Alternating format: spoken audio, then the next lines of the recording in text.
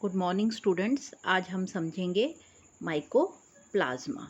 Mycoplasma जो हैं ये स्मॉलेस्ट नोन एरोबिक प्रोकैरियोटिक हैं।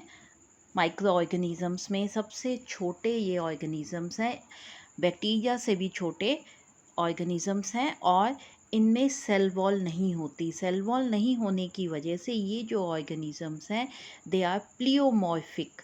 दे आर प्लियोमॉर्फिक मतलब जो इनकी शेप है वो बदलती रहती है, इलास्टिक है, इसलिए they are known as pleomorphic. अब जो ये वाले माइकोप्लाज्मा हैं इनको प्लूरोनिमोनिया लाइक ऑर्गेनिजम्स भी कहा जाता है, क्योंकि पैस्चर ने सबसे पहले इनको ऑब्जर्व किया था कैटल में eight the time of studying the disease pleuropneumonia, casual organism of pleuropneumonia. जब वो ये डिजीज़ की स्टडी कर रहे थे तो उनको ये ऑर्गेनिजम्स मिले, लेकिन he was not able to isolate it. वो इसको आइसोलेट नहीं कर पाए। उसके बाद French scientist Nocard and Roux ने सक्सेसफुली इसको कल्चर मीडिया पे आइसोलेट करके इसको कल्चर मीडिया पे ग्रो किया इन ऑर्गेनिजम्स को। और क्योंकि ये प्लूरोनिमोनिया लाइक डिजीज़ कॉज करते हैं, जो फर्स्ट जो सबसे पहले जो आइसोलेट हुआ that was from bovine pleuropneumonia disease, इसलिए इनको नाम दिया गया प्लूरोनिमोनिया लाइक ऑर्गेनिजम्स। जो ये वाले ऑर्गेनिजम्स हैं ये बाद में बहुत से बर्ड्स और एनिमल्स में से भी आइसोलेट किए गए। ह्यूमन बींग्स में भी ये डिज़ीज़ कॉज करते हैं, डिफरेंट एनिमल्स में ये डिज़ीज़ कॉज करते हैं। और जैपनीज साइंटिस्ट ने इस बहुत सी ऐसी डिजीज़ स्टडी की, जैसे witches broom, stunning bird, big bird, yellow type, इस टाइप के डिज़ीज़ जब उन्होंने स्टडी किए तो उसमें उन्होंने ये देखा कि उन्होंने ये रिपोर्ट किया कि ये जो डिजीज़ थी they were not caused by viruses, ये वायरल डिजीज़ नहीं थे। इसमें कुछ माइकोप्लाज्मा या माइकोप्लाज्मा लाइक ऑर्गेनिजम्स थे जो कि ये इस डिज़ीज़ के कैजुअल ऑर्गेनिजम्स थे।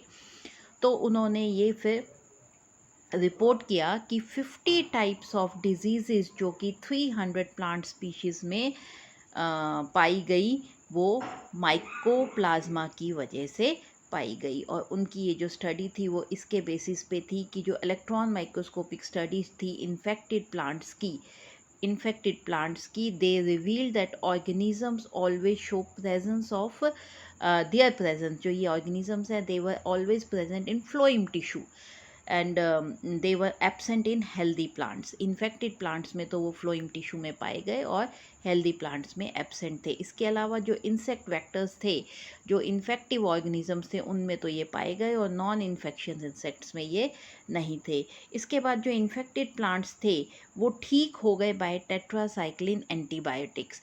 और जो ये दीज वर डिस्ट्रॉयड बाय, ये जो माइकोप्लाज्मा है ये किससे डिस्ट्रॉय हुआ? एक तो टेट्रासाइक्लिन एंटी बायोटिक से, जो कि इन्फेक्टेड प्लांट्स या इन्फेक्टेड इंसेक्ट वेक्टर्स जो है उनको, उनमें इसने इसको ठीक किया।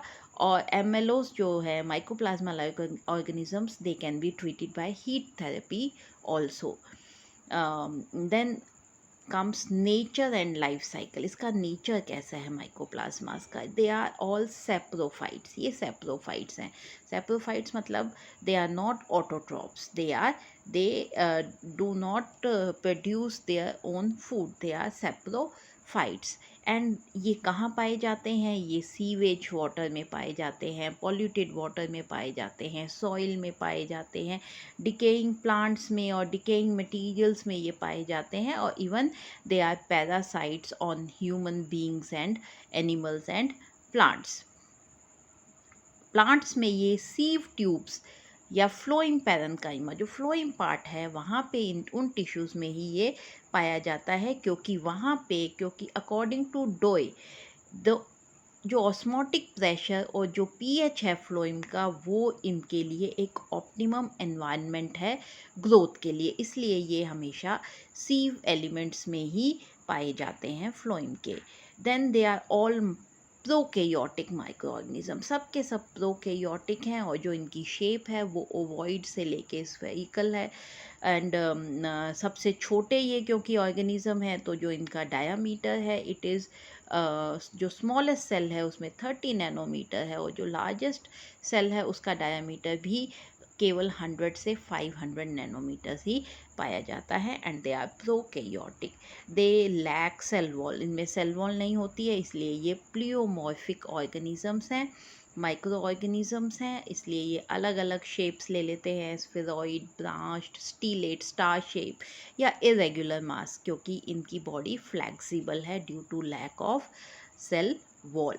उसके बाद ये क्योंकि अपनी सेल वॉल नहीं बना पाते हैं तो इसलिए इनकी जो आउटर मोस्ट लेयर है, जो डिलिमिटिंग लेयर है, वो प्लाज्मा मेम्ब्रेन है, वो प्लाज्मा मेम्ब्रेन है। ये ग्राम नेगेटिव है नेचर में और इनका जो नेचर है वो फ्लेक्सिबल है और फ्लेक्सिबल होने की वजह से, सेल वॉल एब्सेंट होने की वजह से जो बैक्टीरियल फिल्टर्स हैं जिनमें से बैक्टीरिया जो है वो फिल्टर नहीं हो सकता, वहाँ से भी ये फिल्टर हो जाते हैं। They can filter through the bacterial filters, क्योंकि इनका साइज़ बहुत छोटा है और सेल वॉल नहीं होने की वजह से दे चेंज देयर शेप और वो वहाँ से फिल्टर हो जाते हैं। इसके बाद इनके सेल्स के पास न्यूक्लिक एसिड है, डीएनए, आरएनए है, राइबोसोम्स हैं, प्रोटीन्स हैं और वैक्यूल्स हैं और टिपिकल प्रोकैरियोटिक सेल है यहाँ पे। और जो प्रोकैरियोटिक सेल्स हैं उनमें सभी सेल ऑर्गेनल्स एब्सेंट है, तो यहाँ पे भी वो सब एब्सेंट है।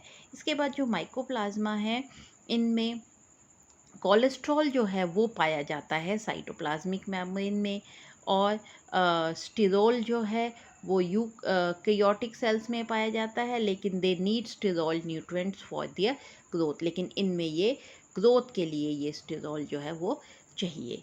उसके बाद ये सेल्स फ्री कल्चर मीडिया में अपने आप को ग्रो कर सकते हैं, इनको ग्रोथ के लिए सेल नहीं चाहिए, they can grow independently on the culture media.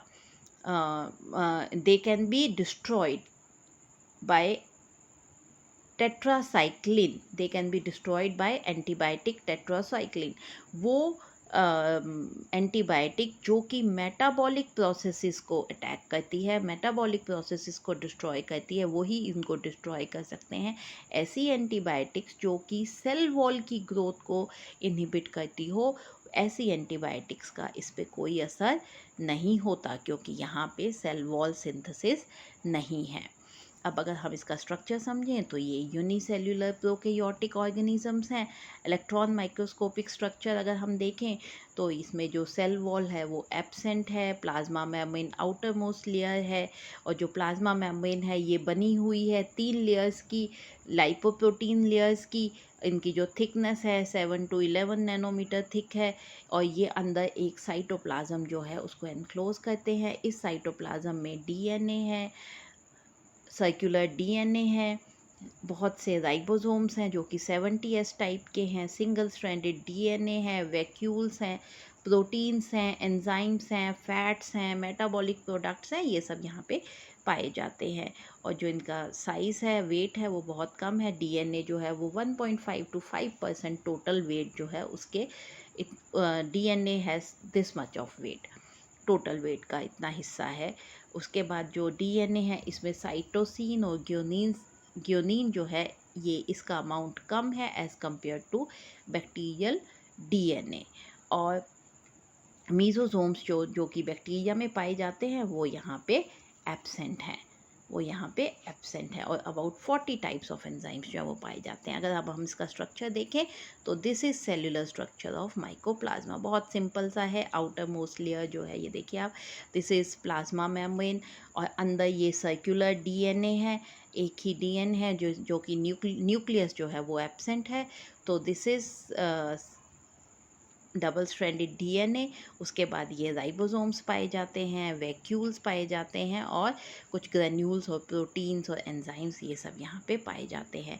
अगर अब हम इसकी रिप्रोडक्शन देखें तो रिप्रोडक्शन जो है ये इट हैपन्स बाय फ्रेगमेंटेशन मतलब फ्रेगमेंट्स में जो फिलामेंट है उसका टूटना और हर एक पार्ट का नया माइकोप्लाज्मा बनाना। Then second is by binary fission मतलब जो सेल है इसका दो भागों में बंट जाना, इक्वल या अनइक्वल भागों में। और ये देन बाय बडिंग जो है ये भी एक लॉन्ग चेन बना देता है सिंगल सेल्स की, और हर उस चेन के हर एक सेल जो है वो माइकोप्लाज्मा बना देता है।